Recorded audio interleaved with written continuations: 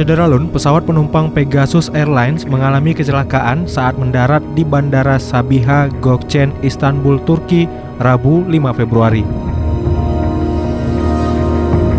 Rekaman video yang dirilis Anadolu Agency menunjukkan bagian depan dan belakang pesawat hancur parah.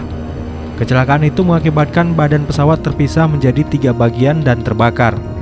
Pesawat dengan nomor penerbangan PC2193 itu tiba dari provinsi Aegean, Turki, Izmir.